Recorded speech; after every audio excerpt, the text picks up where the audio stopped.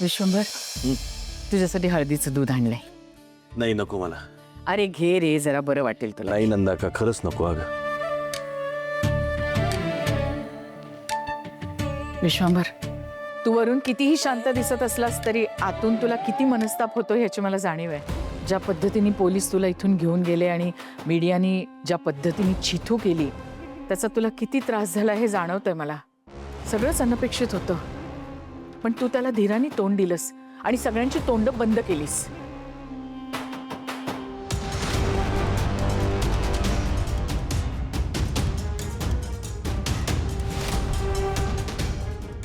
अरे वा श्रावणी, ये. तू सोडून अख्खं कोल्हापूर जमलं होतं माझ्या भावाचं स्वागत करायला. माझा भाऊ घरी आलाय, मला खूप आनंद झालाय. श्रावणी, खरं तर तुझे आभार मानायला हवेत. म्हणजे तू एवढी धडपड केलीस म्हणून एवढ्या मोठ्या प्रकरणातून भैया सुखरूप बाहेर पडला. काका, मी त्यांच्यासाठी नाही केलं, हे मी माझ्यासाठी केलंय.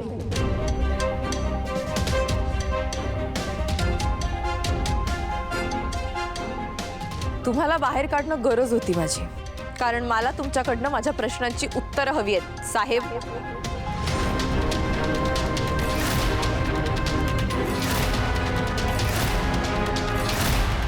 काय म्हणाले साहेब? वडील आहेत तुझे ते साहेब साहेब काय? कोण आहे शिरीष घाणेकर, सांगा मला.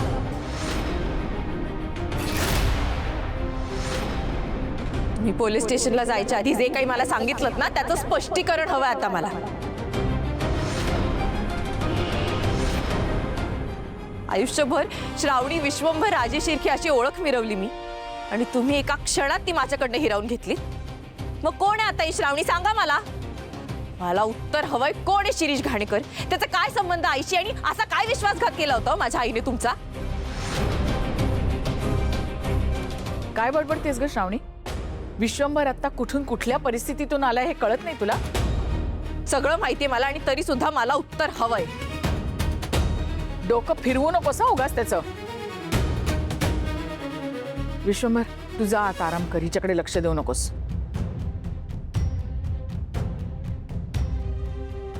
थांबा.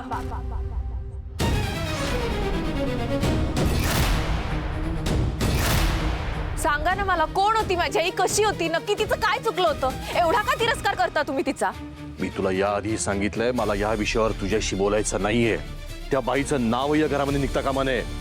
पुन्हा एकदा सांगतोय, माझ्या सहनशक्तीचा अंत बघू नकोस. पण का, काय झालं होतं? मला तुझं काही ऐकून घ्यायचं नाहीये.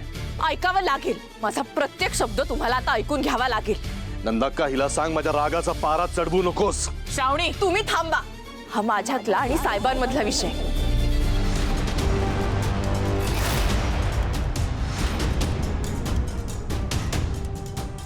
ज्या रागाचा परिणाम मी आयुष्यभर भोगत आली त्याचं कारण मला कळायलाच हवं, त्याशिवाय मी स्वस्थ बसणार नाहीये.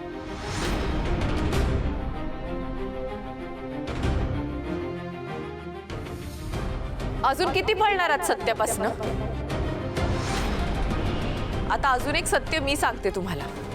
मला पास करण्यासाठी आणि तुम्हाला अडकवण्यासाठी जे पैसे दिले गेले होते ना, ते ह्याच घरातनं दिले होते.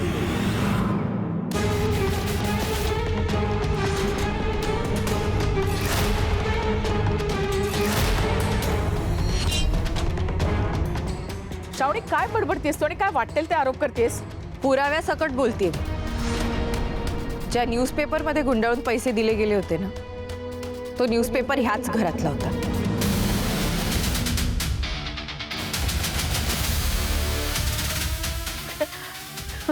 न्यूजपेपर मध्ये पैसे गुंडाळले होते? मूर्खच आहे जो कोणी आहे तो. हो, तेच म्हणतेय, मूर्खच असणार तो, ज्याने इतका मोठा पुरावा माझ्या हाती दिला.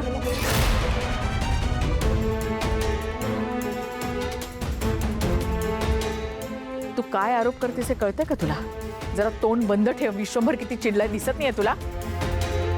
तुझी बडबड थांबव श्रावणी.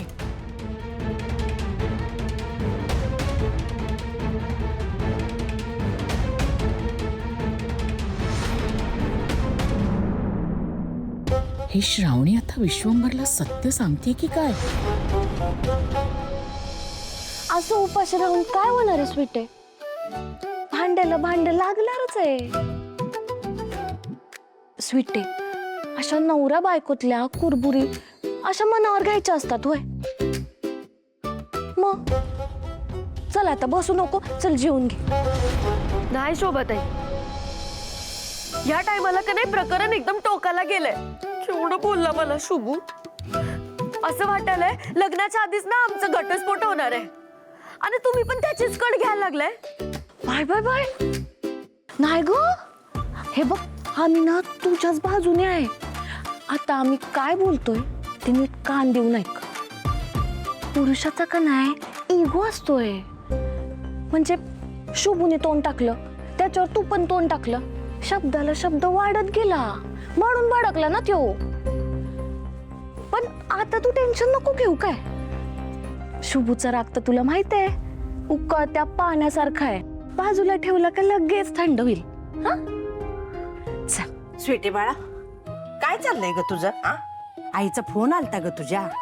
पुरीने काय खाल्लं नाही म्हणून. हे बघ, मी तुझ्यासाठी पराठा आणि लोणचं बटाट्याची भाजी आणल्या. चल खाऊन घे बघू. नकोय नकोय मला आत्या. आता एवढा राग येतो का नाही मला शुभूचा. त्याच्यामुळे घशाखाली घास उतरणं झालाय माझ्या. त्याला माझ्या भावनांची काहीच किंमत नाही.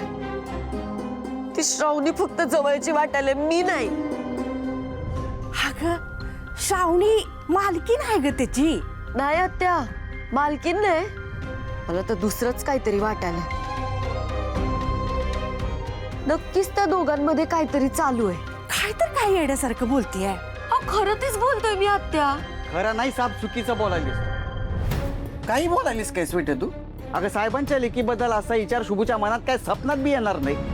अगं देव मानतो आम्ही साहेबांनी, त्यांच्यासाठी जीव बी देऊ.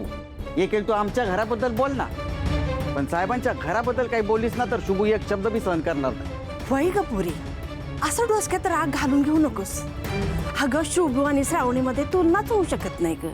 अगं कुठं ते आबाळ, कुठं ती जमीन, काय बी काय विचार करायला. तुम्हा दोघांनी हेच वाटतं ना व? आभाळ आणि जमीन कधीच एकत्र नाही येऊ शकत.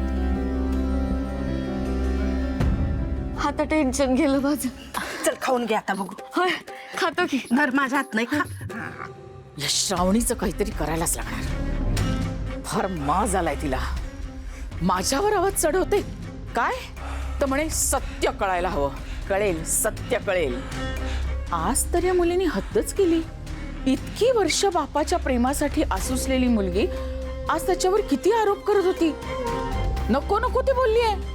पण मॉम, मलाही प्रश्न पडलाय बरं का.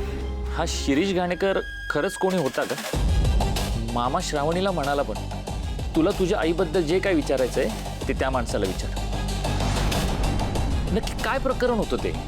म्हणजे शिरीष घाणेकर आणि श्रावणीची आई या दोघांमध्ये आय मीन शिरीष घाणेकर श्रावणीचा बाप आहे का?